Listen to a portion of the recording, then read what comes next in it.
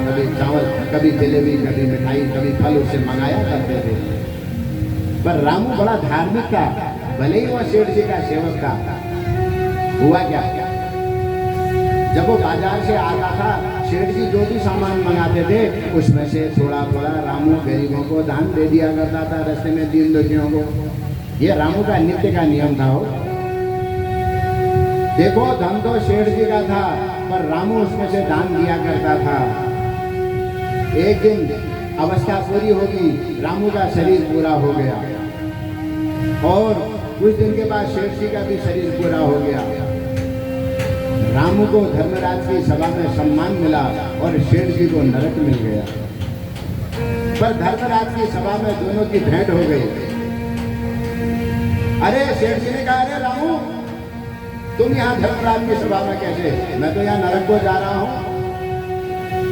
रामू ने कहा, सेठ जी मैं आपके पृथ्वी लोक का सेवक रामू था, यहाँ मैं रामू नहीं हूँ, यहाँ तो मैं धर्मराज की सभा में पूजित होता हूँ। सेठ जी तुम पृथ्वी लोक के सेठ थे, मैं यहाँ का सेठ हो गया हूँ। क्यों? बोले तुमने तो पृथ्वी लोक की धन संपदा को एकत्रित किया, मैंने स्वर्ग लोक की संपदा को एकत्रित किया। तो सेठ जी ने कहा, तेरे पास तो खाने को भी नहीं था, मैं तो तुझे देता था, तू आगे ऐसे क्या करता था? मैंने कहा, सेठ जी जो तुम यद किंचित मुझे देते थे उसमें से थोड़ा थोड़ा मैं गरीबों को दान दे दिया करता था, और वैसे भी जब मार्केट से आप सामान मुझसे मंगाते थे उसमें से भी थोड़ा दान देता था। तो बोले वो तो मेरा था। सेठ जी, रामू ने बोला, मैं आपसे मार्केट से लाने का मार्केट ही नहीं लेता था, और उसमें से मैं यद किंचित जो पाव भर आधा किलो जलेबी लोगों को बांटा करता था ना, इतना मेरा मार्केट भी बनता था। और ये बात आपको जानकारी नहीं थी। उस पुण्य के प्रभाव से सेठ जी आज मैं स्वर्ग लोक में पूजित हो गया हूँ। आप 5 किलो जलेबी खाते रहे, अकेले खाते रहे, उसके कारण आपको नरकादी लोगों में जाना पड़ गया, क्योंकि सेठ जी आपने संसार की पूंजी को तो खूब इकट्ठा किया, पर स्वर्ग की पूंजी को इकट्ठा नहीं कर पाए सेठ जी। इसलिए हमने अपने अकाउंट को चेक कर लेना चाहिए, कोई दूसरा बताए न बताए, अपने धर्म के, अपने पुण्य के अकाउंट को थोड़ा मजबूत रखो।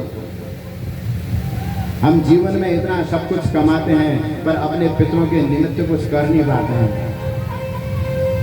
मैं आप लोगों से एक निवेदन करूंगा, आपको आपके माता पिता ने जीवन दिया, सबसे बड़ी बात यह है। आपके दादाजी के प्रताप से, आपके पिताजी के प्रताप से आपके पास धन संपदा मिली, ये बहुत बड़ी बात है। क्या आपने उनके मरने के बाद उनके निमित्त एक भागवत कथा करी? उनके निमित्त ये सोचा कि मेरे बाप दादा मेरे लिए इतना रख गए थे, मैंने इतना उपभोग कर दिया? नारायण, हम ऐसा कभी नहीं सोचते। जबकि उनके प्रीत्यर्थ में कहीं पर एक पंडाल बना करके स्वयं भी परीक्षित बनकर कथा सुनूं और सैकड़ों लोगों को कथा सुना करके उनको भी लाभान्वित करूंगा। हो सकता है मेरे अगल बगल मध्य में ऐसे लोग हों जो भागवत कथा न कर पाते हो, तो मैं उनसे निवेदन करूं, मित्र तुम भी आकर के कथा सुनना, तुम भी अपना कल्याण करो। मेरे पास जब भी जो है वो मैं लगाऊंगा, जो सेवा करनी होगी वो तुम करना। तो नारायण, ये हमको करना चाहिए, हम नहीं करते। मनुष्य मरने की कगार में आता है, सिक्के गिनते ही रहता है, इकट्ठे ही करते रहता है, पर एक समय ऐसा आ जाता है उस सिक्के विक्के कोई काम नहीं आते हैं। याद है कोरोना काल की, भूल गए हो?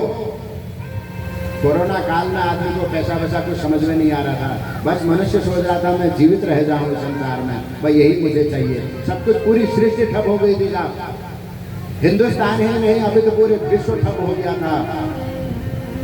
देखा आपने कैसी त्राही त्राही मच गई थी? क्या उस समय कोई पैसे की सोच रहा था? नहीं, उस समय तो हम सोच रहे थे हम कैसे जीवित रहें संसार में। भगवान ने हमको पुनः जीवन दे दिया।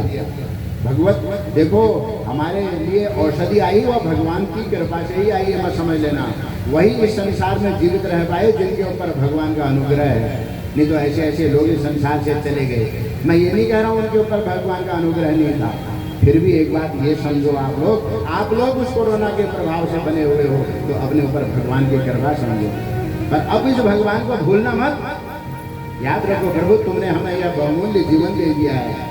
ठीक है, हम इस संसार में रहेंगे तो धन संपदा हमने कमानी है, हमने जीवन तो चलाना है। क्या प्रभु पर आपका गुणगान भी हम जरूर करेंगे, मौका लगेगा तो हम जरूर कुछ न कुछ सुनेंगे और सुनाएंगे। यदि ऐसा हमारे जीवन में अवसर आएगा तो हम जरूर करेंगे। इसलिए सत्य शिव पद प्राप्ति। नारायण, यदि आपका यह अकाउंट, धर्म का अकाउंट मजबूत रहेगा सज्जनों, तो सूर्य जी कह रहे हैं आपको शिवलोक की प्राप्ति हो जाएगी। और यह आवागमन के चक्र से आप मुक्त हो जाओगे, आनंदित हो जाओगे। इसलिए क्या करना चाहिए? बोले तस्मात् सर्व प्रयत्नेन, इसलिए परिश्रम कर करके, बहुत मेहनत करके भगवान की कथा को सुनना चाहिए। जहाँ भगवान शंकर की कथा हो रही है, तथा श्रवण प्रेम ना, अरे सुनना कैसे है? बोले श्रद्धा भाव से सुनना है। यदि तुम्हारे हृदय में श्रद्धा नहीं होगी ना, तो फिर उस कथा का लाभ आपको नहीं होगा। इसलिए पांडाल में बड़े श्रद्धा भाव से बैठना है। और पुराण श्रवणात् शंभो निष्पापो जायते नरः, जो भगवान शंकर की कथा को सुनता है ना, वह निष्पाप हो जाता है। उसके जीवन के जितने पूर्व के पाप होते हैं सब खत्म हो जाते हैं। बस